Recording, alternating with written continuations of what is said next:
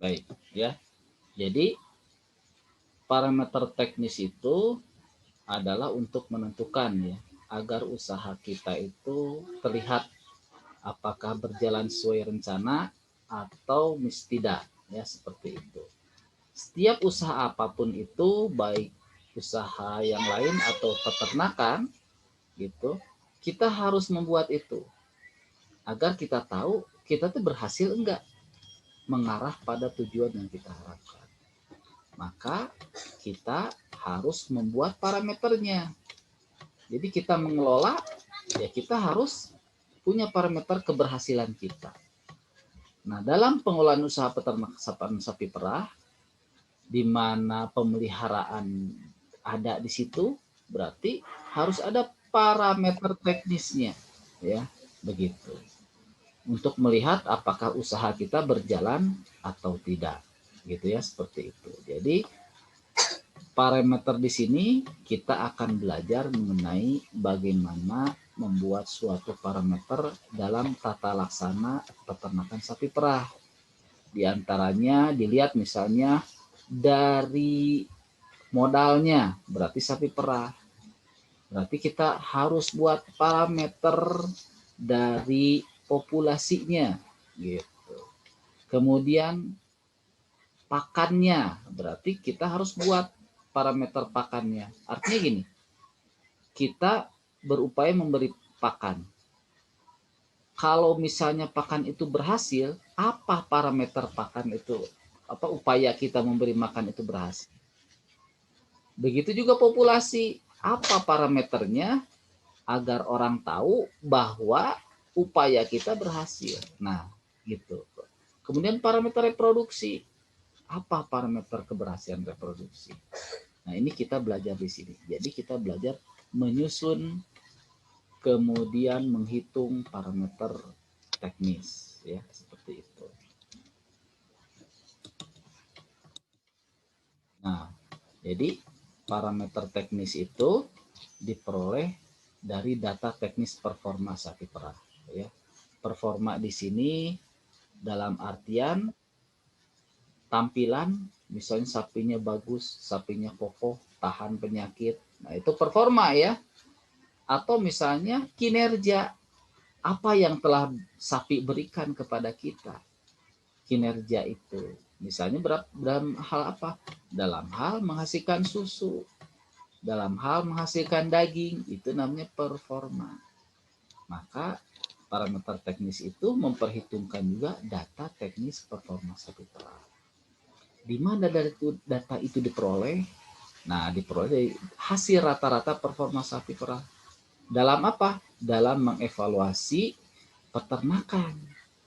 Gitu ya. Tentunya dilihat dari siklus hidupnya. Jadi untuk dapat menyusun parameter teknis, kita harus dapat juga tahu, paham gitu, bagaimana karakteristik siklus hidup dari sapi perahnya.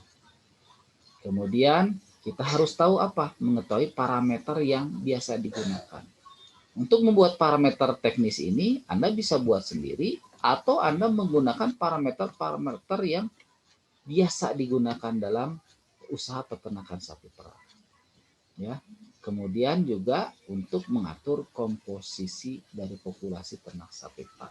Gitu ya. Nah, sekarang jadi parameter teknis itu untuk apa? Untuk memantau aktivitas usaha kita. Sudah sesuai tracknya enggak gitu ya, seperti itu. Kemudian apalagi mengukur kinerja usaha. Kita mengelola kinerja kita bagus enggak dilihat dari parameternya yang kita buat itu. Gitu ya.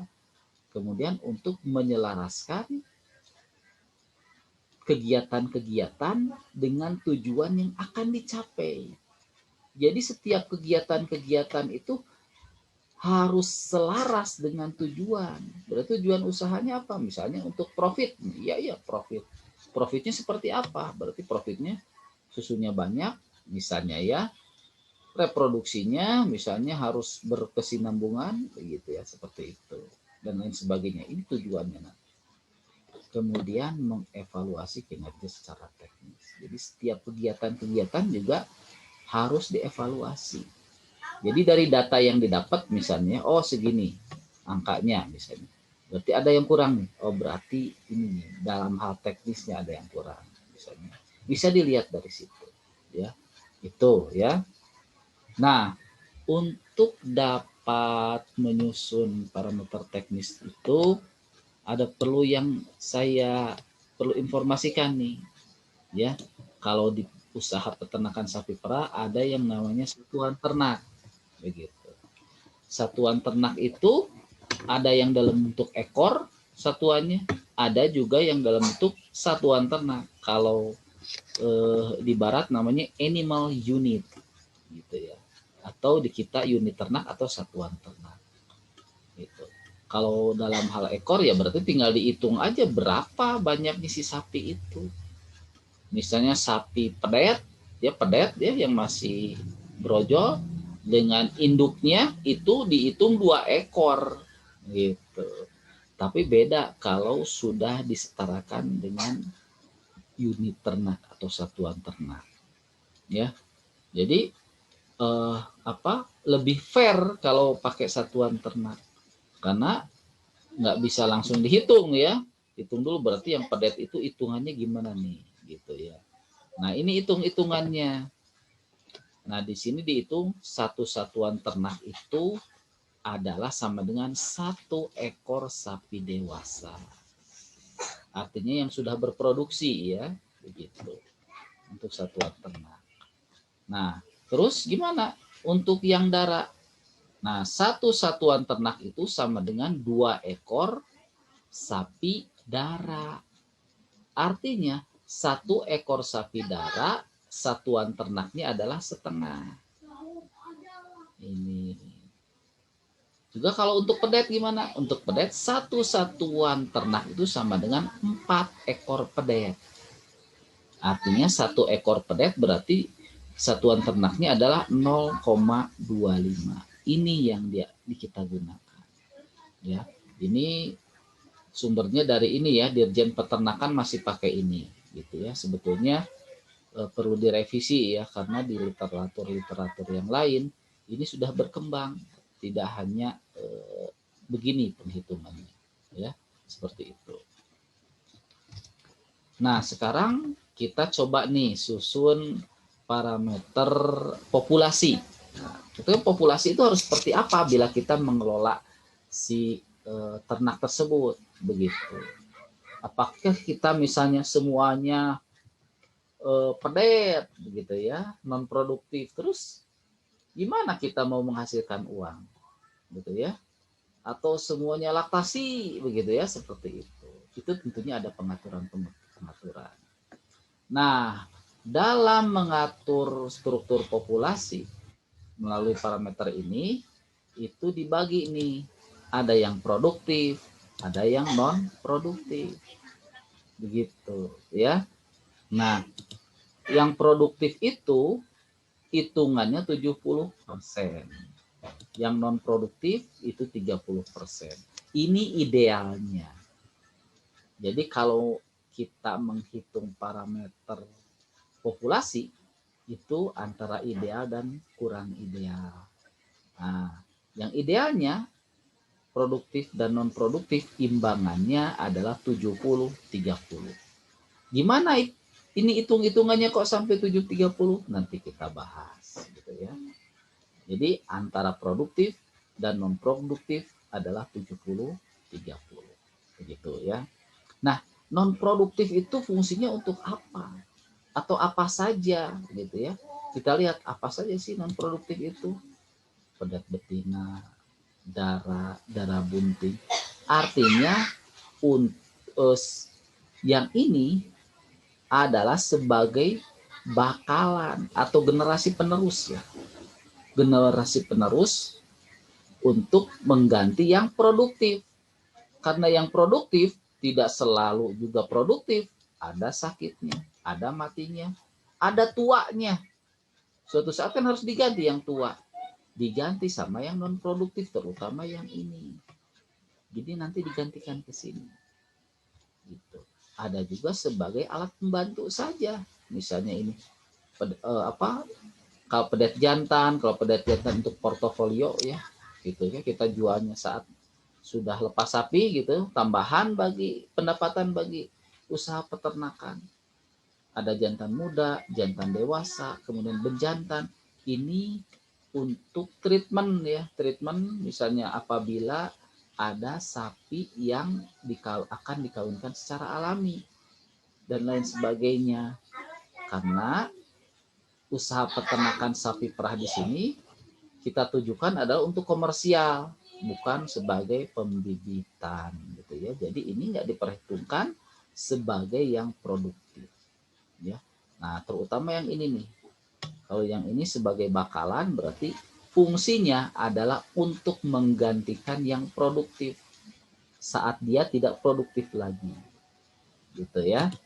Nah, kalau yang produktif apa saja nih? Nah, ada yang laktasi, ada yang kering.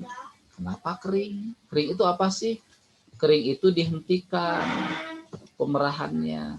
Kenapa dihentikan pemerahannya? Karena dia sudah bunting 7 bulan. Jadi 2 bulan menjelang dia beranak. Saat itu dia seharusnya menerima pasokan dari nutrisi. Artinya daripada dia buang gitu ya untuk kita. Nah, kita hentikan dulu, kita mengalah. Nah, si produksi susunya itu kita hentikan dulu biar pasokan nutrisinya itu untuk dirinya dan anaknya yang ada di kandungannya. Jadi di sini itu biar dia mendapatkan kecukupan nutrisi bagi dia dan anaknya. Maka dia dikeringkan sampai dia beranak. Gitu.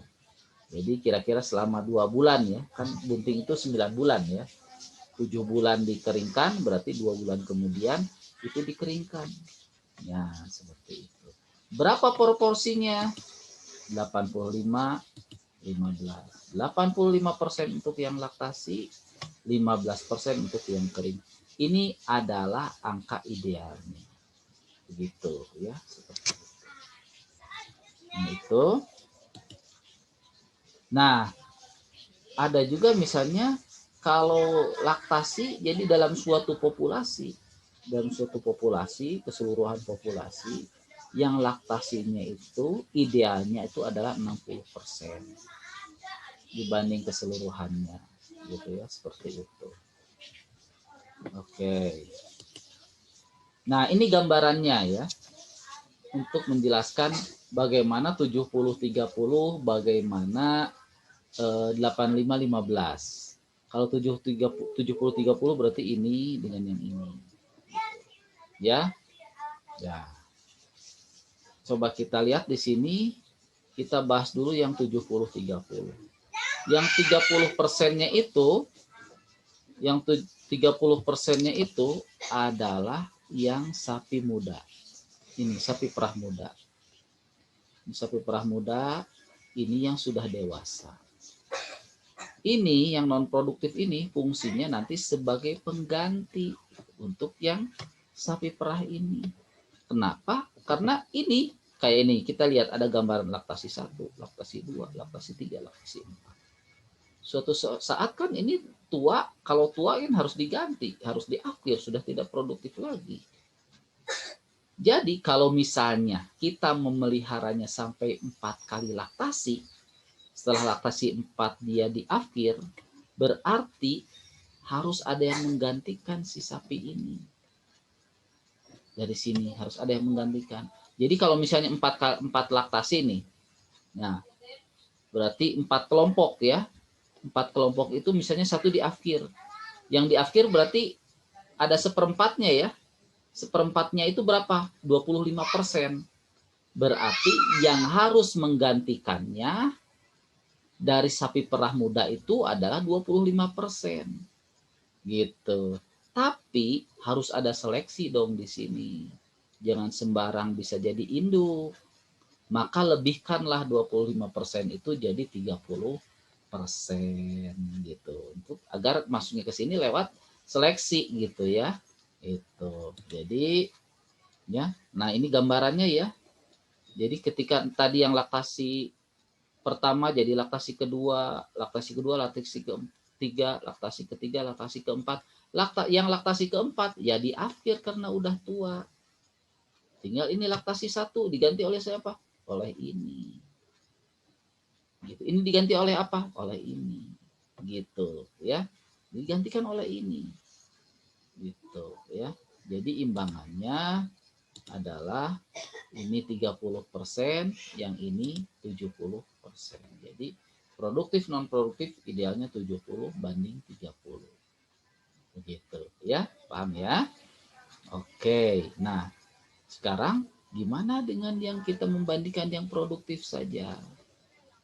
Kalau yang produktif saja, gitu, yang produktif saja kita lihat ini ya. Nah, berarti yang produktif itu laktasi dan kering. Ya.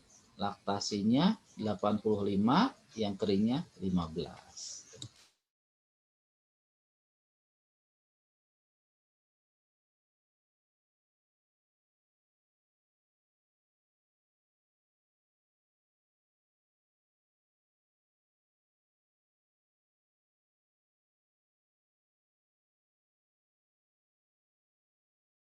Oke, kita lanjutkan ya. Oke. Nah, ini imbangannya 85, 15. Ini didapat dari mana? Kita lihat nih. Sapi kan ada yang dikeringkan, ada yang masih laktasi. Kenapa harus diatur? Jadi gini, jangan sampai semuanya kering sapi itu. Terus kita menghasilkan susu dari mana? Gitu ya. Atau jangan sampai semua laktasi, produksi melimpah. Gitu ya. Seperti itu. Jadi harus diatur gitu ya, harus diatur. Gimana cara mengaturnya? Kita lihat. Sapi dikeringkan itu berapa lama? Coba. Sapi dikeringkan itu berapa lama? 2 bulan. 2 bulan, betul. Sapi dikeringkan itu 2 bulan. Taruhlah misalnya calving intervalnya, ya jarak beranaknya nggak ideal lah, misalnya 14 bulan, misalnya ya. Nah, 14 bulan misalnya. Berarti yang sapi kering itu ada berapa komposisinya sebaiknya? Berarti kan ini 2 bulan. Berarti 2/14. Berarti kali 100 berapa? 14,3. Bulatkanlah jadi 15%. Berarti yang 15%-nya itu untuk sapi yang kering. Sisanya 85% adalah untuk sapi yang laktasi.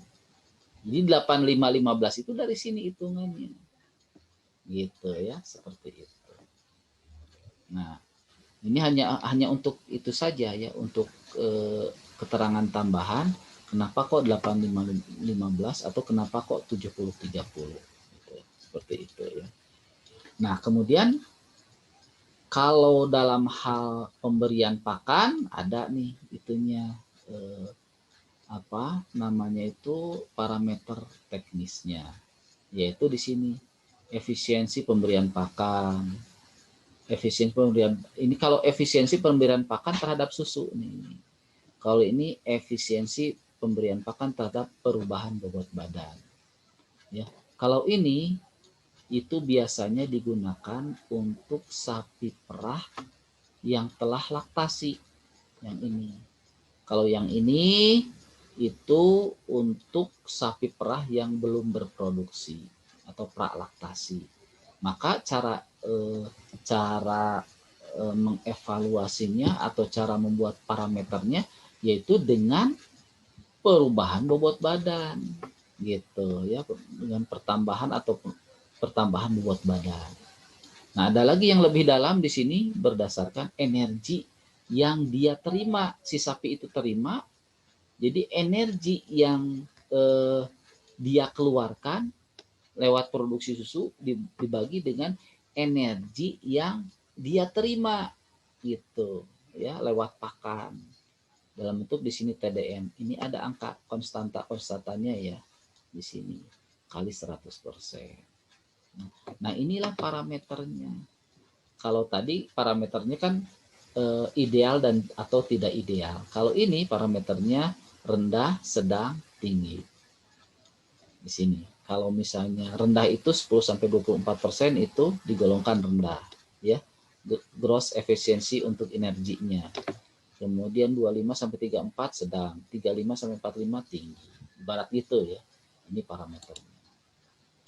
Nah, itu. Nah, sekarang gimana kita menyusun parameter reproduksi? Nah, ini kita harus tahu dulu.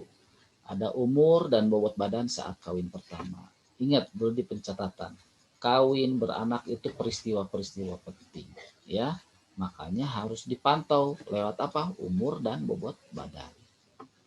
Tapi bobot badan itu lebih didahulukan daripada umur.